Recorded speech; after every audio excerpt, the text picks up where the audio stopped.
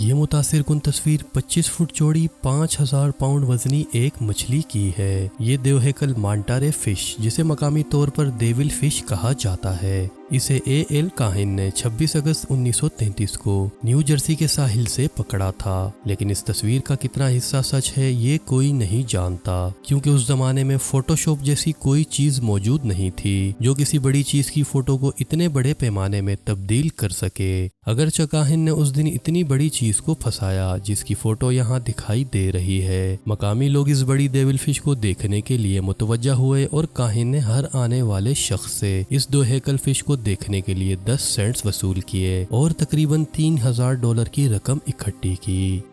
آج کی یہ ویڈیو 12 ایسی تاریخی باتوں کے بارے میں ہے جو آپ کو حیرت میں ڈال دیں گی، تو ویڈیو کو آخر تک ضرور دیکھیے گا۔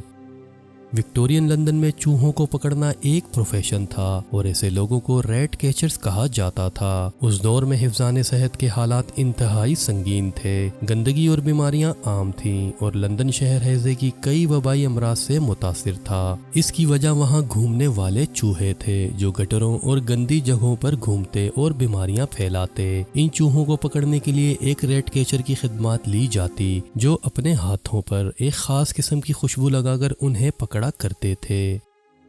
2 دسمبر 1979 میں ایک 29 سالہ لیڈی ایلویٹا ایڈمز نے نیو یارک میں موجود ایمپائر اسٹیٹ کی بلڈنگ کے 86 فلور سے چھلانگ لگا دی تھی۔ اس لیڈی نے سوسائڈ کرنے کی کوشش کی، لیکن معجزاتی طور پر ہوا کے ایک تیز جھونکے سے وہ بلڈنگ سے نیچے گرنے کے بجائے اسی بلڈنگ کے 85 فلور پر جا کر گری اور خوش قسمتی سے زندہ بچ گئی۔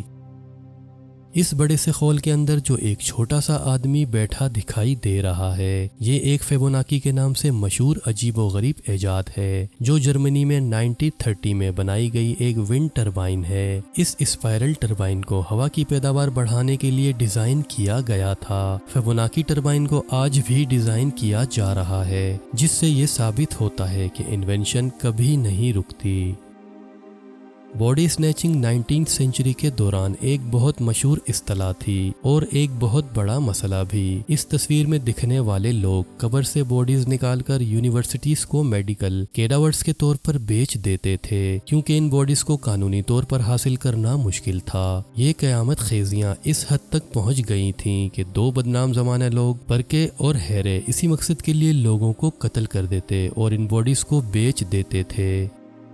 انگلینڈ کے رائل فیملی کے گارڈز اتنے ہی مشہور ہیں جتنے کہ رائل فیملی کے لوگ۔ یہ گارڈز سارا سال بیکنگم پیلس کے باہر پہرا دیتے رہتے ہیں، جو انتہائی الرٹ اور سنجیدہ ہوتے ہیں۔ لیکن 1970 میں لی گئی کوئن گارڈ کی یہ فوٹو انتہائی حیران کن ہے۔ یہ محافظ کوئن کی برتھ ڈے کی پریڈ کے دوران شدید گرمی کی وجہ سے بے ہوش ہو گیا۔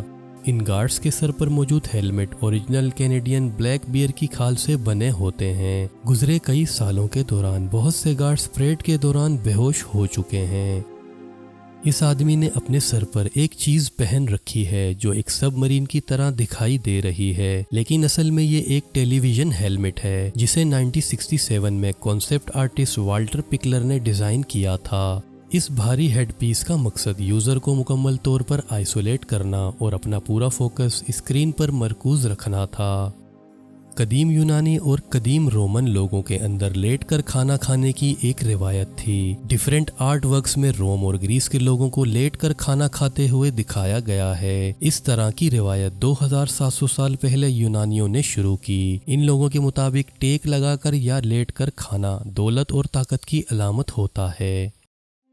امریکہ کے 16ویں صدر کا عہدہ سنبھالنے سے پہلے ابراہم لنکن کو ریسلنگ چیمپئن قرار دیا گیا تھا۔ ابراہم لنکن کو 6 فٹ 4 انچ کی ہائٹ کے ساتھ ریسلنگ کے 300 مقابلوں میں سے صرف ایک میں ہی شکست ہوئی۔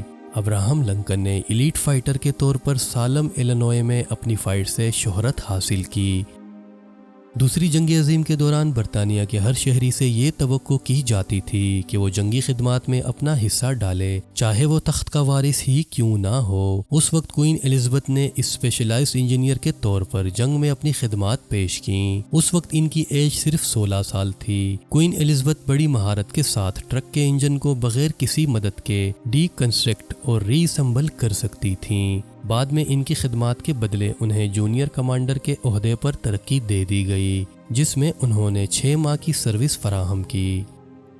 1891 में ओहायो सिटी में दुनिया का पहला कार हादसा पेश आया, लेकिन कार में बैठे मुसाफिरों को कोई बड़ी चोटें नहीं आईं, क्योंकि उस दौर में कार की रफ्तार इतनी तेज नहीं हुआ करती थी। सर्कस मैक्सिमस रोमन दौर का और अब तक बनाए गए खेलों के सबसे बड़े मैदानों में से एक है। इस यू शेप के स्टेडियम में चैरियट रेसिंग के गेम हुआ करते थे। हिस्टोरियन का एक अंदाजा है कि इस स्टेडियम में 1.5 लाख लोगों के बैठने की जगह थी और आज के दौर के नॉर्थ कोरिया में मौजूद रंगराडो फर्स्ट ऑन में स्टेडियम में 1.5 लाख तमाशाई बैठ सकते हैं, जो आज दुनिया में खेलों का सबसे बड़ा स्टेडियम माना जाता है। उम्मीद है हिस्टोरिकल फैक्ट्स का ये पार्ट भी आपको पसंद आया होगा। वीडियो को लाइक ज़रूर करें और कमेंट्स में अपनी सजेशन से भी आगाह करें। चैनल को सब्सक्राइब करें और अपना बहुत ज़्यादा ख्याल रखें। अल्लाह हाफिज़।